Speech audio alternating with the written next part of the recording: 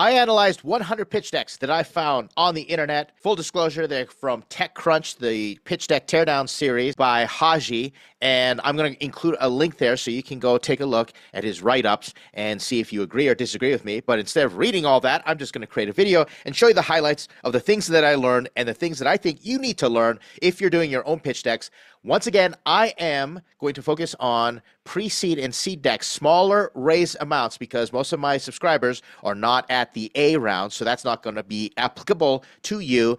Take a look, and once again, I just want to say one more time, clickbaity title, these pitch decks have raised over $1.2 billion. That's the pitch decks that I've analyzed in this series. But of course, it's not just the pitch decks and it's not just the founders. Pitch decks and the founders have to come together. So if you're sitting there going, harumph, Ed, it's not the pitch decks that raised $1.2 billion. It's the founders that did. Well, like I said, leave me my clickbaity title and I'm going to combine all those two together and say they have to work together. And that's what I'm going to be talking to you in terms of how you get your pitch deck to represent how good you are as a founder, how amazing your startup is. And I hope you learn a few things. Before we continue, my name is Ed Kang, 7-time founding founder with 2 X's. Just a fancy way of saying I failed a bunch of times. I like to share all about my failures so you learn from them, so you can benefit through videos like this, because I'm going to try to help you avoid some of the catastrophic mistakes that I've made raising especially early stage funding, pre-seed, seed funding. Not to say you're not going to make mistakes, but I'm going to try to make your life a little bit easier.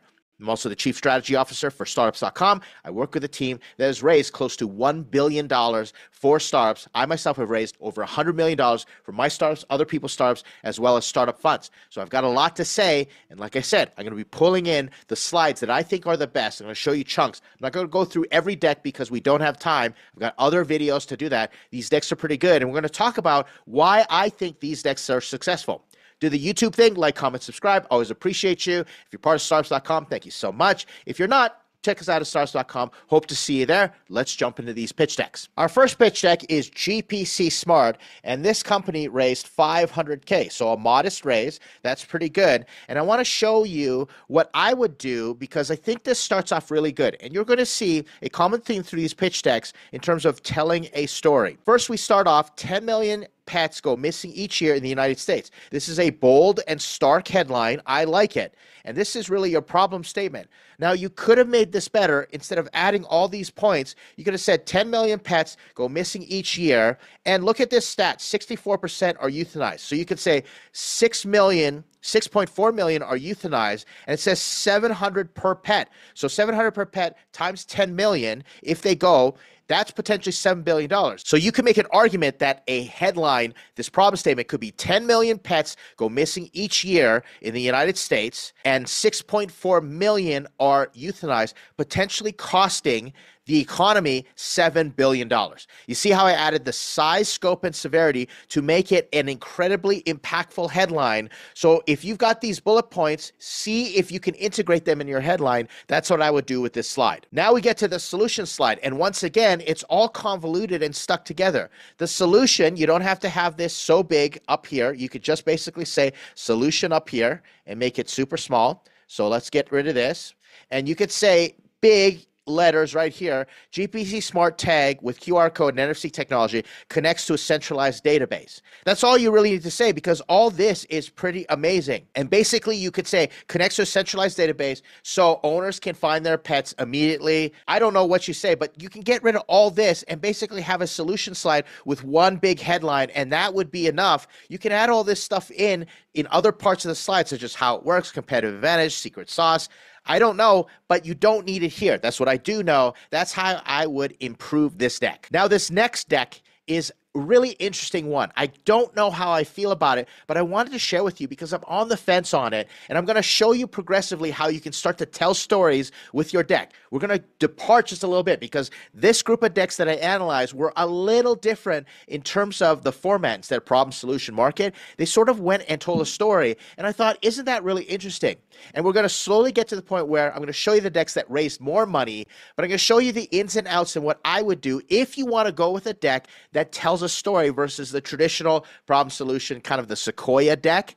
These decks could work but take a look. I'm curious what you think about them. So let's start with this story here. And this is really fascinating. It's this company that wants to help with these problems: overfishing, deforestation, pollution. And this is technically the problem slide. And the food industry is to blame. That's what we're saying. So this is the problem slide, and it's pretty hyperbolic. And normally I would say, you know what? You can't solve this problem, but we're pointing something out. We're saying, you know what? We're not solving the problem of overfishing or deforestation or pollution. We're saying that the food industry is the problem right here, and that's what I'm promising, or this deck promises, that we're going to start to solve. So even though I don't like slides like this, I don't like big hyperbolic problems. Cybersecurity is a broken industry, or personal finance is broken, or social media is ruining the world.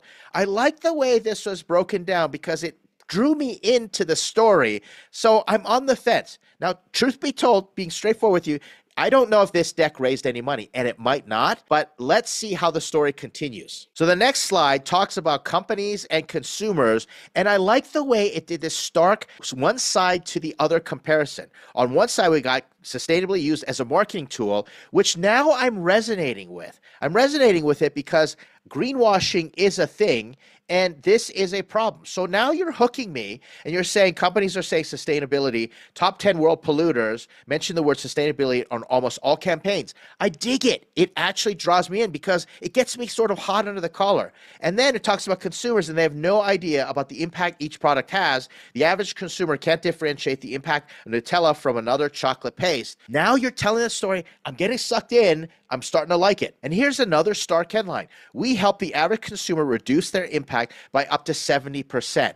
You've set up the problem, and then bam, you hit me with this big, bold headline saying, this is what we're going to do.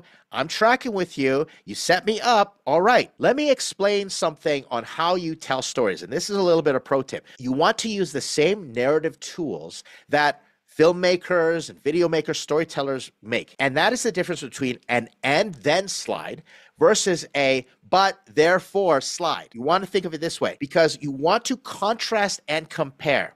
In other words, if you're just telling slides and it's and then this, and then this, and then this, then that loses the attention of the investor. You're not telling a story. But if you can share slides that say, but this, therefore this is happening. Let's take a look at these slides. You told me a problem and food. Therefore, food is the problem. But, or therefore, companies are using this. But consumers don't know how to differentiate from sustainability washing, the greenwashing. But we can reduce the impact by 70%. You see how there's bam, bam, bam. There's stark contrast and comparison in doing these concepts together, and it's starting to create that tension, which keeps me engaged. And that's the reason that I think these slides are starting to work for me. Bravo. Whoever put this slide deck together, I think chef's kiss. I don't know if you raise money, and there are other reasons this deck might not raise money, but as far as storytelling is concerned, I'm highly impressed. Now we get to the how it works, and you see how it's very simple. 3 steps. You want to scan your product and then learn about the impact and switch to alternatives if needed. With screenshots, very elegant, going 1, 2, 3, and then you've got this little note here. I dig it. Immediately, you set me up with this promise and you start to say, this is how we're going to do it. Then you get to a therefore and a but slide. Everyone wants to be good for the planet, but right there, black and white, but convenience goes first. And I really dig this. Why? Because I am familiar with the problem. I know so many founders that have tried to go and say, we need to do environmental friendly food and label it, but nobody cares. Nobody has glommed onto it yet because convenience must come first. So these founders understand. So they basically have acknowledged that this is a tension in the marketplace, and I really dig that about this. So every time you get to a big but headline, you're catching my attention even more because the insights are so impactful. Bravo once again. Now this is where the deck starts to get a little weak. We continue with a how it works slide, but there's a promise. It says users can reduce their weekly impact with almost no effort. You're following up on that promise in saying convenience needs to come first. Okay, We are okay with that. No more worries about taste and health preference. Tailor food baskets. So you're showing me a little bit of a feature in here, and I like the way it's done. Now, it's not as impactful. We're starting to lose a bit of that momentum. I'll show you where we're starting to go off the rails. What ends up happening is the rest of the deck doesn't really give me the same type of impact. It goes through some different things, but this slide then took me out of the equation. There will be times where we will put nature before your money. This is a huge risk of a slide.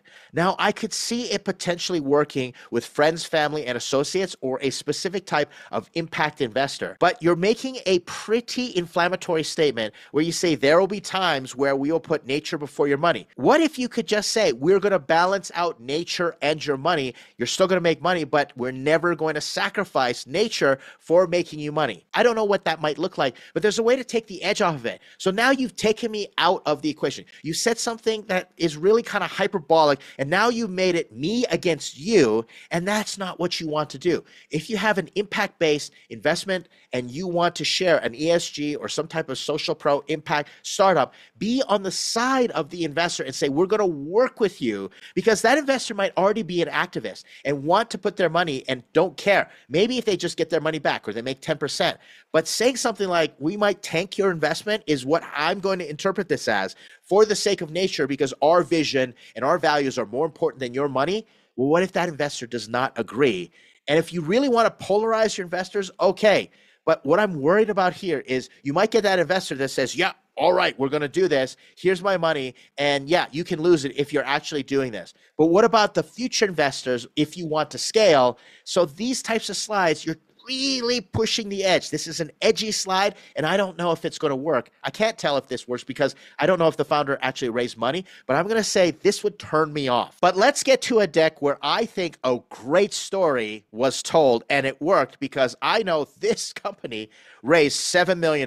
Now, there's a big issue with this because it's not competitively differentiated enough. I could see other companies like PayPal or Stripe coming in and eating this company's lunch, but bravo for telling a great story and raising $7 million out of the gate. They're eating their own dog food, but I'm worried they're going to be blown out of the water. But let's just read this story here. Party Round is Venmo for fundraising. I love the derivative nature of this. It deserves us to pause just a moment. If you are going to use a derivative of a existing company to explain your startup, it better be something we all recognize. I've seen founders tell me, we're the so-and-so of this industry, and I'm like, I have no idea what the so-and-so is. If you told me we're the Netflix of this industry, I saw a startup pitch. Someone pitched me, and they were trying to apply for our angel investment fund, and I saw we are the Netflix for healthcare, and I immediately understood it. But you can't be esoteric or so abstract. So saying that we are the Venmo for fundraising, well, I understand what that is. And I also know Venmo got bought by PayPal for like billions of dollars. It's a good way to start. It's telling the story. It's sucking me in. Another reason it sucks me in is because I know what it's like to raise money. I've been on that side. So fundraising is difficult. So I have firsthand knowledge of how painful this is. So we're back here. Party Round is Venmo for fundraising. Next, Party Round makes it easy for founders to raise money from the people in their existing network. Great. One sentence explains to me the unique value proposition. It says to me very clear, this is what we do. I dig it. You can create a round in minutes. Send it out to as many or few people as they'd like. Create a round, configure a safe, invite investors. Simple, straightforward. 1, 2, 3 with a nice little screenshot.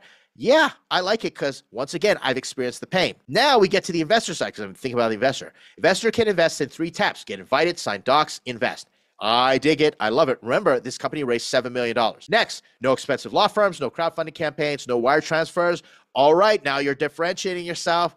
I'm starting to dig this more and more. Next, because the way we invest is changing, it's kind of like a why now slide. Investing is social, mainstream, and accessible. Robinhood, Public, StockX, we're talking about all the different ways things are happening there. And if you're savvy, you understand what's going on. Yeah, I'm into it. Founders need better tools to access funding. Faster, mobile-first experience, more smaller checks, easily raised from your whole network, but not the whole world. More differentiation. I love the cute little unicorns doing a callback to the unicorn fundraising. I'm digging it. It's nice and cute, very clean slides. This tells me a lot right there. And like I said, it raised $7 million.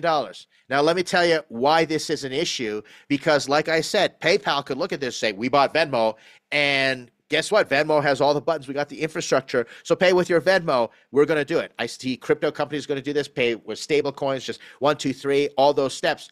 So the important part about this startup is going to be distribution.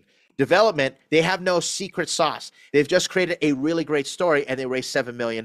Now, if they can get distribution and show traction and say, we have already run like 10,000 campaigns, or we have a hack on how we're going to get to the marketplace. If you watch my video on my predictions for 2025, it's all going to be about development or distribution. And if they figure out a hack to get that distribution and say, we've got a pipeline and we've already got, let's say, 300 listings, well, then you are ahead of the competitors and you've got a better chance. And you better have a really great branding campaign and get social media going. And if there's a way that you can onboard other users and people who've raised money can now share and invite other people to put their listings, and you've got kind of this GoFundMe feel on raising money, and you are spreading around and you've got hyper growth, this startup is going to do really well. But right now, $7 million, that is the most vulnerable $7 million that they've raised, because other companies with billions of dollars are going to say, this is a great idea, jump right in and start to do it. Not to mention, it doesn't take a lot to set something up like this, because it's just really just an interface that you can do. So we want to look for some special sauce like smart contracts, stablecoins, AI. I don't know what it is, but we need a little bit of an edge. But as far as the pitch deck's concerned, I know why this company raised $7 million. Bravo. Now, here's another story that we're telling, and this gets a little more technical, but I dig the way this got rolled out. It says installing, scaling, and managing electric vehicle charging and multi-unit properties is complex. Okay, now you're setting me up. Now we've got the problem slide, and it says right here there's an issue with current EV charging solutions, but now we're missing some information. You set me up with the story, and I like the fact that we're going into a nice problem slide, but check this out. EV charging is becoming required for new construction. How many? Tell me what is happening. How big is this problem? And existing EV charging solutions are expensive and limit the number of possible charging stations a property can support without costly panel or service upgrades. How much? Tell me these things. So if we combine all these together into the headline, we can say that there are, 20 million buildings that are going to use EV charging or need EV charging because of regulation. And this would normally cost them X billions of dollars because of how costly it is. You see how I've added size, scope, and severity to illustrate the problem. Let's pause here. Anytime that you can add factual data and you can extrapolate to show the investor, wow, this is going to be a painful problem. If it's a billion-dollar problem, well, then you can make $100 million easy because someone's not paying $1 billion. They're going to pay $100 million to solve that. Now you've got a 10x solution. You see where I'm going with this. Instead of just saying your opinion, even though it might be based on fact, take the time to put facts in your problem statement so investors go, all right, I can see this happening. I can see how many of these buildings need multi-charge stations, EV, electric vehicles. And this deck goes on to show the growth of electric vehicles, so you can prove that. But give investors some data and you will do yourself so many favors in getting them on your side. This next slide is what I really like. It's not your typical TAM, SAM, SOM slide, but what ends up happening is it shows the math really well.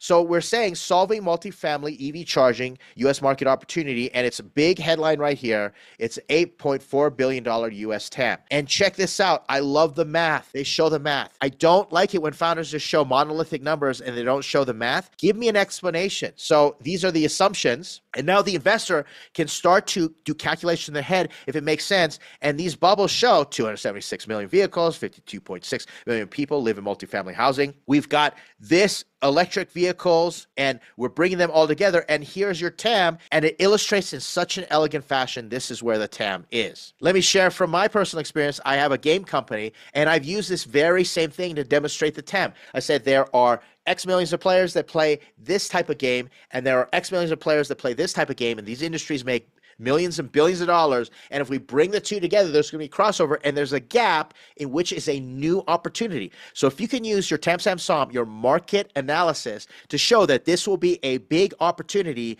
and then you show the math on how much money we could make, in this case, $8.4 billion, now you're talking. That's a great way to use the market analysis slide, TAM, SAM, SOM, to get the investor drawn in. You're using TAM, SAM, SOM to tell a story of how the market is changing. This is a very good slide. And whoever put together, chef's kiss to you.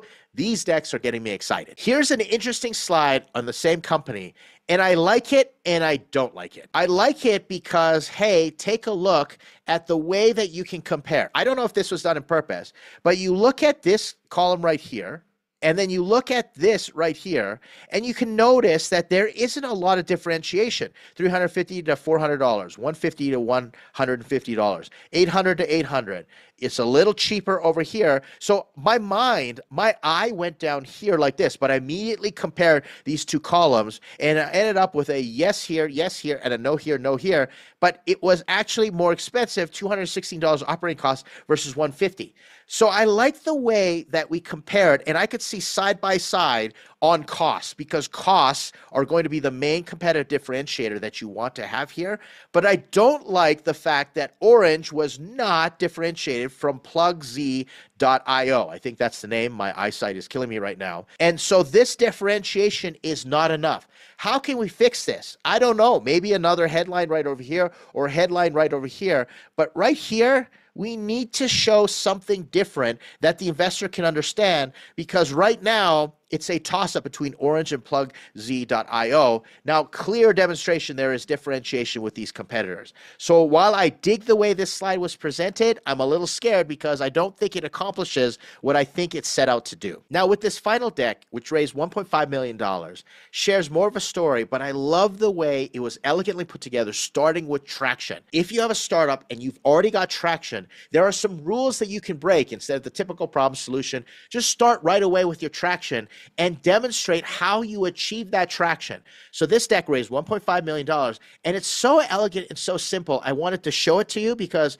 I wish more decks looked like this, especially if you have traction. Take a look. It says prelaunch.com and straightforward product validation platform. No muss, no fuss, no marketing hype, no jargon, no flowery language. Straightforward. This is what I'm getting to. I dig it. I'm already a fan because I like cover pages. We've helped 1,000 plus companies launch their products. The only thing that would be better is if this was 1,122 companies. Because when you say 1,000 plus, you kind of look like you're fudging the numbers. Let's take a look at an exact number. That tends to lend more trust and credibility. We help companies successfully launch and make $50 million in sales. You could have combined all this right up top here. We've helped 1,122 companies launch products and make $50 million in sales. That's all you need. You don't even have to have this biggest ecosystem. And these, I don't know what they mean. You could have just had this headline right here, and that would have made a lot more sense to me. I don't know. Maybe the investors know what these mean, but I don't. So for me, I don't need to see those here. But this headline starting off with your traction, fantastic. The next slide is a bit of a filler slide. You can combine the slide together, but it starts me on the story. So I put it in here. Each year, millions of new products are launched. Beginning of the story. Remember, I say it's not an and then, it's a but and therefore. Therefore, or but, an average product development takes 50 months. It costs $300K and 80% will fail. The main reason, no market demand. So you say millions of products are launched, but they mostly fail. They cost $300K. Why? Therefore, 80% fail because there's no market demand. Now we're telling the story. And I like this slide. I like the way it's designed, straightforward. This is where you lose me a little bit. The narrative is a little weird. Fake door testing is the most popular way for unbiased validation. If you're saying for unbiased validation, does that mean it works well? I was confused at the headline. If you just said fake door testing is the most popular way for validation, but it doesn't work. You have the steps here. They create a website for product, drive traffic website, assess signups, and immediately raise money. So this is the way it's done now. So you could literally say this is how it's done now. Fake door testing is the most popular, and you could just show these things here, surveys and focus groups, and you can say this is the way it's done now. Next, we get into the story. Look, the word but is here, but there are problems. Customers feel disappointed, all those things. You don't have to have so much narrative here. You can say customers are disappointed. Companies use their real brands suffer from testing. Straightforward, you can truncate this and have them in a better organized fashion so that I can read these super quick, or highlight disappointed. Give me a reason to glom on and read them, but their problems is not enough. I like the word but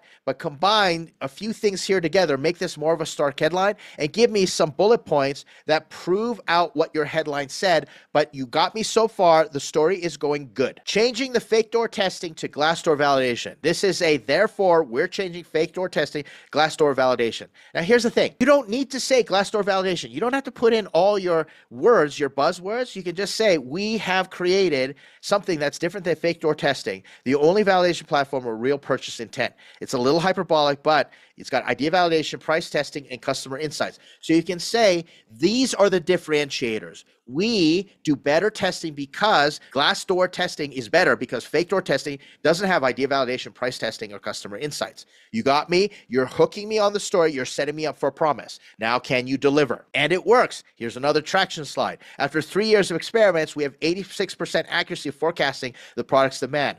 I like it. You set me up. Concept validation. Now you're explaining to me how it works. So there's a premium electric toothbrush. By leaving their emails, customers give strong signal. All right. This is not different than what you got out there, but we want to add price validation. By taking out their cards and leaving a monetary reservation, this is what I dig. Monetary reservation. I talk about this all the time. Traction, real purchase intent. Great. We've added it together. Now we've got the prelaunch.com dashboard and all the different insights that come together.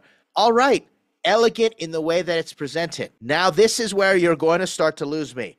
All product launches start with pre-launching. You just told me that, and you're explaining to me this is a redundant slide, so you don't have to have this slide. I would take this slide out completely. There's another slide I would take out completely, protecting the environment. If you want to talk about protecting the environment, you've got that type of investor, leave that for that type of deck and include it in your solution. Say, we also protect the environment. You don't have to do this. It was an extraneous slide. Maybe add it to the end and say, these are some bonus features that we've got, but protect the environment. We don't need to do that because it doesn't move the needle the same way of all the companies wasting all their money to launch products. If you are a product company, you want to go ESG, make it a social impact company. You don't need this, in my opinion. Here is where now you've got the great slide that backs up all the traction, backs up the promises. You dropped in traction previously in different sizes, strategic places. I'm getting excited. And now look at the traction of this platform. Within 4 months, we've highlighted within 4 months. Great job. Look at this. 800 companies, 110 paying customers, 133,000